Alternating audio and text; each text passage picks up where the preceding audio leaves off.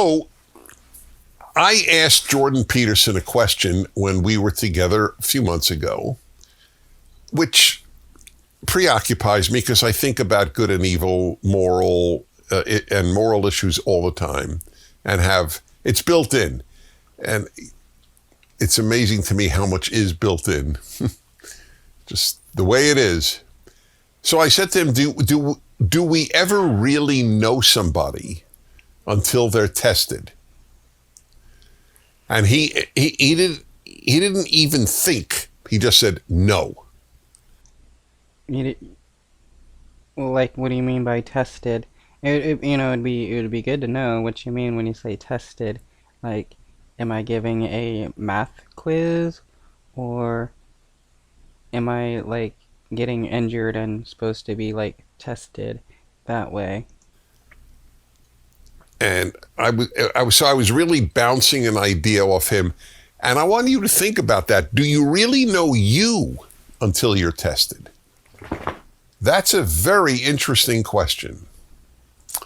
I mean, yeah, I do know myself. I don't think I need to be tested on who I am in order to know who I am. So if we don't know others really until they're tested, then there's no reason to think we would know us until we're tested. So here's another question that came up in my Dennis and Julie podcast. I wondered, is everybody tested? What do you mean by tested? Like, tested for what? Tested how? You gotta, like, explain what you mean. Or does it just, it happens? You know, Charles Krauthammer, who is no longer with us, he was a great American columnist, writer, commentator. And when he was in medical school, he had a diving accident. He was a real studly guy, and he dived into a pool at Harvard Medical School. It was too shallow and crushed the upper part of his spine. Anyway, he became paralyzed largely from the neck down. That's a test. Oh, okay. Wow, okay, so we can rephrase the question this way. Do you know who you are until you get gravely injured and become disabled? I mean, you don't need to become disabled to understand who you are as a person. How do you react to that? You're a stud one day, and then a minute later, you're a quadriplegic. That's a test. And by the way, he passed with flying colors. He graduated with his class. He didn't even fall behind while in the hospital.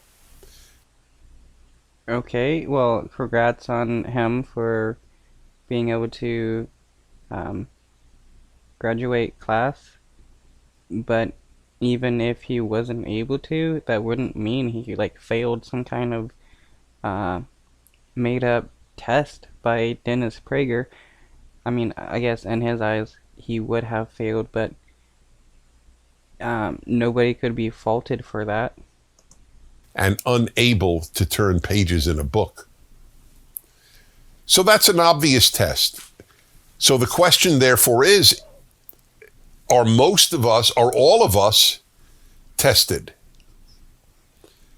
Most of us will not have an accident and have such a severe and severely terrible reaction. Well, yeah, let's hope that everybody doesn't have to go through some kind of traumatic event in order to be considered tested by people like Dennis Prager. That'd be a pretty sad society. But I would argue that everyone is tested. It may not be as dramatic as becoming a quadriplegic, but I would argue that everyone is tested, and not just once. So here's a test. It'll bother some of you. I'm not saying it to bother any of you, but I recognize that it might, and so be it. How you react to the following subject that has divided American society and will probably divide others as well, is a test. Can a biological woman compete in women's sports? Because he says that he is a woman. Or even if you want to say she says she is a woman, it doesn't matter to me. It's a biological male. The whole reason there is women's sports and men's sports is that men have a competitive edge. If they didn't, there wouldn't be two sports. No, there is a segregation of sports because that's what men have wanted. They've always seen women as the weaker sex, so they made gendered sports so that they feel like they won't hurt women or, outcompete women. When there are plenty of women out there that can outcompete a ton of men, and it's not because they're somehow like biologically better. Women's tennis, men's tennis, women's weightlifting, men's weightlifting, women's basketball, men's basketball, everything. We don't have women's medical exams and men's medical exams because intellectually they have equivalent brains. According to some right-wingers, that's not even the case. There's a lot of right-wingers who think women are naturally, intellectually inferior. But physically, males have an advantage in any physical sport.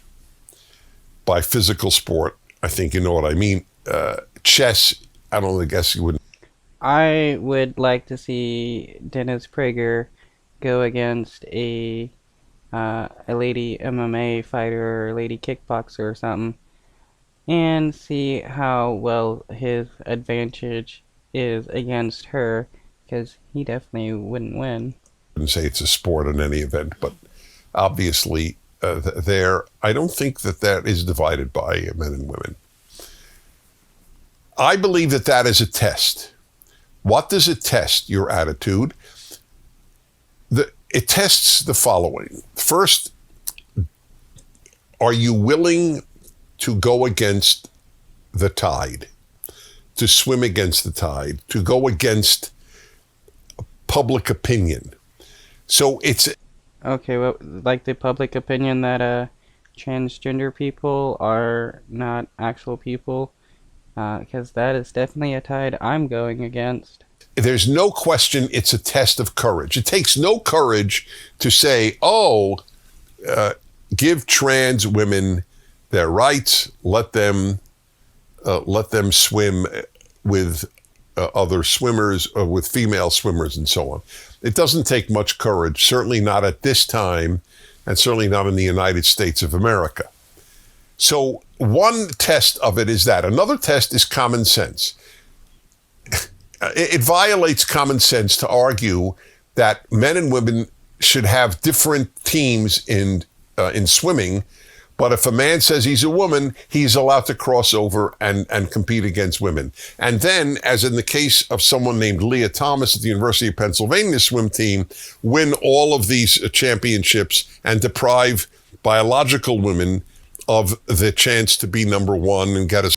Okay, so what about all the trans individuals who do compete in all these sports and don't win?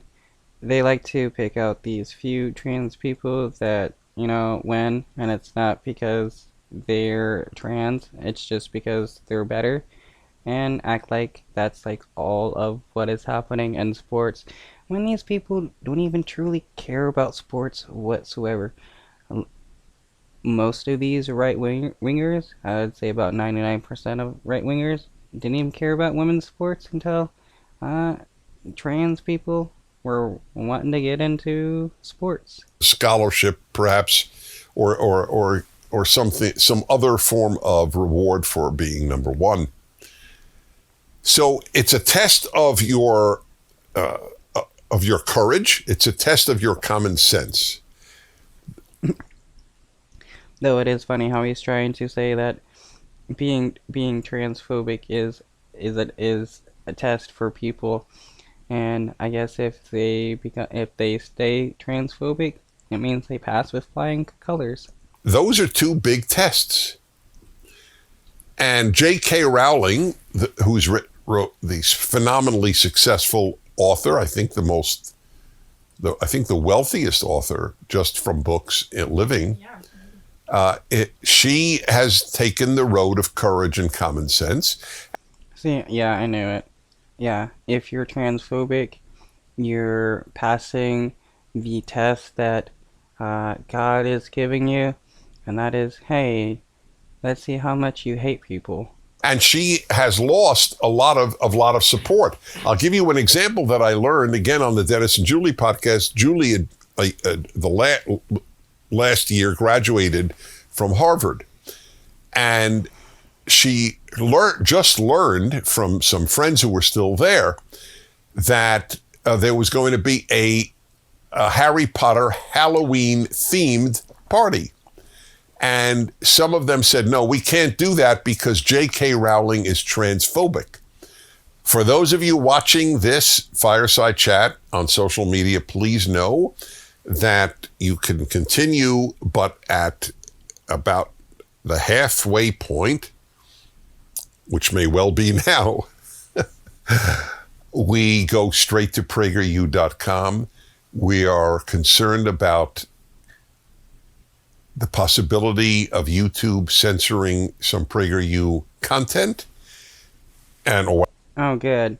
They do need to censor more of PragerU's content. All it is a bunch of BS lies, and it's just a lot of it's just pretty hilarious to watch if you like making fun of right-wingers. Whatever social medium it is, to be honest,